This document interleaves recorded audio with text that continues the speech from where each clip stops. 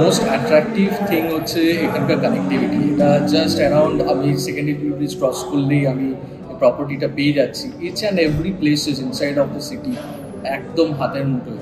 আর এই বাজেটের মধ্যে যদি আমি কলকাতার বিভিন্ন এরিয়ার সাথে কম্প্যারিজনে যাই, তো এই বাজেটের মধ্যে এই অ্যামেনিটিসের মধ্যে, এবং সবথেকে বড় হচ্ছে আমাদের গঙ্গা খুব কাছে, তো গঙ্গার এরিয়ার মধ্যে এই যে প্রপার্টিটা এবং চারদিকটা খোলা, যেটা অ্যাকচুয়ালি আমাকে খুব বেশি পরিমাণে ইন্টারেস্ট করেছে।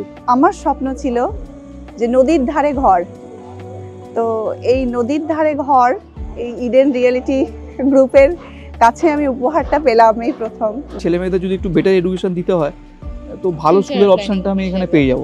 এখান থেকে একদম সামনে 2-3 মিনিট অ্যাকচুয়ালি বাই কার আর বাই বাইক 2-3 মিনিটে নারায়ণা সুপার স্পেশালিটি হসপিটাল। তো কোনো রকম কোনো দরকারে এটা একটা ইমার্জেন্সি, মানে খুব ভালো কানেক্টিভিটি আমি এখানে পাচ্ছি, যেটা 2-3 মিনিটে নারায়ণা আছে আর 3-4 মিনিটে আপনি পেয়ে যাব, বিকজ সেকেন্ড ব্রিজের কানেকশনটা এখান থেকে খুব কাছে।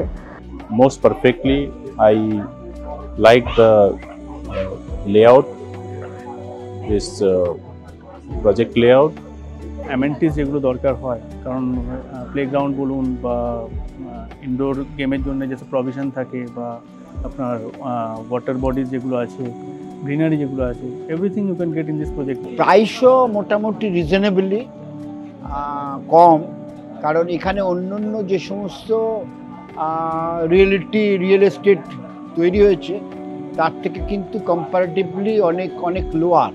আমার এখানে এসে খুব ভালো লাগলো সোলারিস প্রজেক্টটা দেখে, যে হাওড়ার এত কাছাকাছি কলকাতার এত সুন্দর কানেক্টিভিটিতে এত সুন্দর একটা সিটি তৈরি হচ্ছে, যেটা হয়তো নেক্সট 10 বছরে কোনো মানে এত কাছাকাছি জায়গায় কোনো অপরচুনিটি থাকবে না।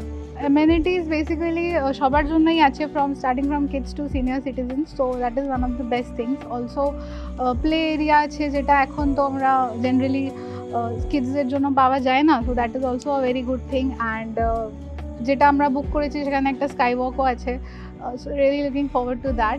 কলকাতার মধ্যেই থাকার মতো হচ্ছে, যেখানে আমার কলকাতার মতো ঘিঞ্জি এই ব্যাপারটা থাকছে না।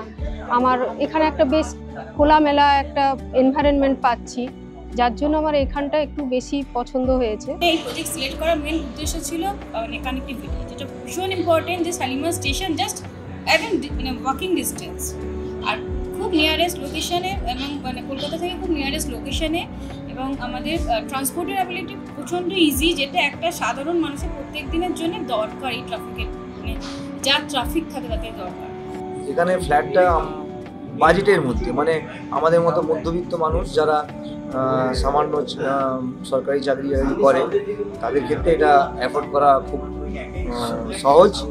তো আমরা শুনেছি যে রিভার সাইডে অনেক জায়গাতেই এরকম হচ্ছে, কিন্তু প্রাইম কলকাতা থেকে অনেকটা দূরে আমাদের অসুবিধা হয়ে যাচ্ছিল। তো এটা সবগুলোকে আমরা পেয়ে যাচ্ছি কলকাতা থেকে একেবারে হার্ট অফ দ্য সিটির কাছে। কানেক্টিভিটি যেটা হচ্ছে রেলওয়ে স্টেশন থেকে বা মেইন সেন্ট্রাল কলকাতার কানেকশন বলুন, বা হাওড়া স্টেশন প্লাস হসপিটাল, এই জিনিসগুলো মানে খুব হাতের কাছেই আছে। আর অনেকটা জায়গা জুড়ে গঙ্গার ধারে ন্যাচারাল ওয়াটার বডি আছে, রুফটপ গার্ডেন আছে, যা একটা দেখে আমার ইচ্ছা ছিল। তো সব কিছুই এখানে পাচ্ছি দেখে এখানে খোঁজ দিতে এলাম, তারপর এখানকার দেখে পছন্द हो गया সেই দিকে নিচ্ছি। आपका तो खुद ही एक दुनिया है इसके अंदर में, आप बाहर नहीं भी निकलो तो यहाँ पे आप आराम से घूम फिर सकते हो। पूल है, जैसे स्काई डेक वगैरह, थिएटर वगैरह सब कुछ है, तो कोई इशू वाला चीज़ नहीं है यहाँ पे। হাওড়াতে এটা I think one of the best projects I have seen till date. তো আফটার অল সব কিছু বিবেচনা করে আমার মনে হয় যে এখানে আমার পক্ষে এটা খুব আইডিয়াল। আপনারাও আসুন, ভালো লাগবে, দেখুন, পছন্দ করুন। সোলারিস শালিমারকে অসংখ্য ধন্যবাদ। এরকম একটা বড় প্রজেক্ট আমাদের মধ্যবিত্ত পরিবারে স্বপ্নকে বাস্তবায়িত করার একটা সুযোগ এনে দিয়েছে। ধন্যবাদ।